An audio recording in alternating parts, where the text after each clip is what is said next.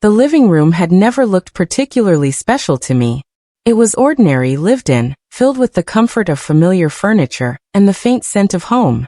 The old beige couch, positioned against the wall with its cushions worn from years of use, was the center of it all. I had spent countless evenings there, watching movies, drinking tea, folding laundry, scrolling through my phone after long days. It had been the silent witness to my life's routine, never demanding attention, never offering surprises. But that night everything changed. That night, the couch became something more than fabric and wood. It became the backdrop of a moment that would redefine how I looked at myself, my heart, and the person sitting beside me. It started innocently enough. I had just come home, weary from a day that seemed to stretch endlessly. Work had been relentless, traffic worse, and by the time I pushed the door open, I wanted nothing more than to drop everything and sink into stillness. Yet there he was, Daniel, already sitting on the couch, his posture relaxed, his eyes lifting toward me with a warmth that immediately softened the weight on my shoulders.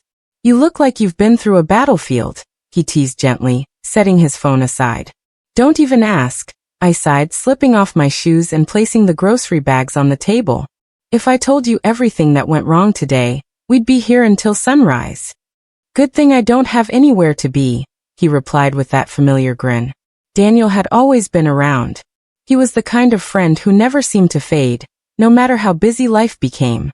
We had known each other since college, and through the years, he had remained a steady presence. At birthdays, during hard times, even in the quiet in-betweens. I never thought much about why it was so easy to have him in my life. It just felt natural. I sat beside him on the couch, sinking into the cushions with a sigh. "I don't think I've ever been this tired." He leaned back, stretching one arm along the top of the couch. "Then maybe tonight, you let someone else carry things for you. Just rest." His words struck me more deeply than I expected. For so long, I had been the one managing everything: work deadlines, family responsibilities, endless lists. The idea of letting someone else shoulder even a fraction of it felt foreign. But with him in that moment, it also felt strangely safe. I let my head fall back against the cushion, closing my eyes. The quiet hum of the ceiling fan filled the silence, and for the first time all day, I felt my body unclench. The warmth of his presence beside me was grounding. "You know," he said softly, "I've watched you run yourself ragged for years. You never stop, never let anyone see when it's too much. You don't realize how strong you are, but even strong people need to breathe." I opened my eyes and turned my head toward him. His expression wasn't teasing anymore. It was earnest, almost vulnerable. "And what about you?" I asked. "You always act like you've got everything figured out." He chuckled, shaking his head. "Far from it. But I do know one thing. You don't have to do life alone." The sincerity in his tone left me quiet. My gaze dropped to his hand, resting so close to mine on the couch cushion. For a fleeting second, I wondered what it might feel like if I reached out. If I let myself cross that unspoken line we had always carefully respected. Instead, I leaned back again, trying to calm the sudden racing of my heart. We talked for a while, the conversation drifting between light topics and deeper truths. I told him about the frustrations at work, about how sometimes I felt like I was running on autopilot, afraid of stopping because I didn't know what would happen if I did. He listened without interruption, his eyes never leaving mine. When he spoke, it wasn't to give solutions but to remind me that being seen and heard was sometimes enough. Time slipped by unnoticed. The light outside faded from gold to indigo, and the room settled into the soft glow of the lamp beside us. Shadows stretched across the walls, the air thick with a kind of quiet intimacy I hadn't anticipated. At some point, I shifted slightly closer to him. It wasn't deliberate, it was instinctive, like leaning toward warmth on a cold night. His arm, still draped along the back of the couch, brushed my shoulder. He didn't move it away. Instead, he let it linger there, his fingers resting lightly against the edge of my sleeve.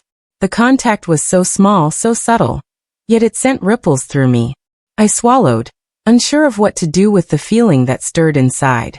"I didn't expect this," I whispered before I could stop myself. His gaze met mine, steady and calm. Neither did I. The silence that followed wasn't empty. It was charged, full of words we hadn't yet spoken. of feelings we had both ignored for too long. Finally, he shifted, turning his body slightly toward me. His arm slipped gently around my shoulders, pulling me closer, not forcefully, but with a kind of care that made it impossible to resist. I let my head rest against his chest, the steady beat of his heart filling the quiet. "You know," he said softly, his voice rumbling against me, "I've wondered about this for a long time. If we were more than just friends. If maybe what we've been dancing around all these years was something real." I closed my eyes, letting his words settle. I had wondered too, though I never dared admit it, not even to myself. I had been afraid of losing the friendship, of complicating the one relationship that had always felt safe. But now, with his arm around me and his honesty spilling into the space between us, I realized how much I wanted it to be true. I was afraid, I admitted quietly. Afraid of ruining what we had. "Me too," he replied. "But maybe what we have is strong enough to become something more." The couch held us there, in that fragile, transformative moment. Nothing dramatic happened. No sudden declarations, no grand gestures. Just two people, finally allowing themselves to acknowledge what had always been lingering beneath the surface. We stayed like that for hours, our conversation meandering through memories, dreams, and quiet confessions. He told me how he noticed the little things about me. The way I furrowed my brow when I was deep in thought. The way I laughed too hard at jokes that weren't even funny. The way I always tried to hide when I was hurting. And I told him how he had been my constant, the person who made even the most ordinary days feel less heavy. At one point, his hand found mine, his fingers intertwining with a tenderness that made my chest ache. It wasn't the first time someone had held my hand, but it was the first time it felt like home. As the night deepened, the world outside seemed to fade away. The ticking of the clock, the distant sounds of traffic, the hum of the refrigerator in the kitchen, all of it blurred into the background.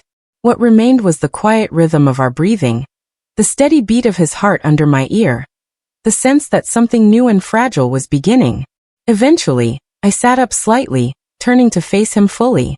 The lamplight cast a soft glow across his features, highlighting the sincerity in his eyes. "Daniel," I said, my voice unsteady, "where does this leave us?" He held my gaze without hesitation. "Wherever we want it to. We don't have to rush.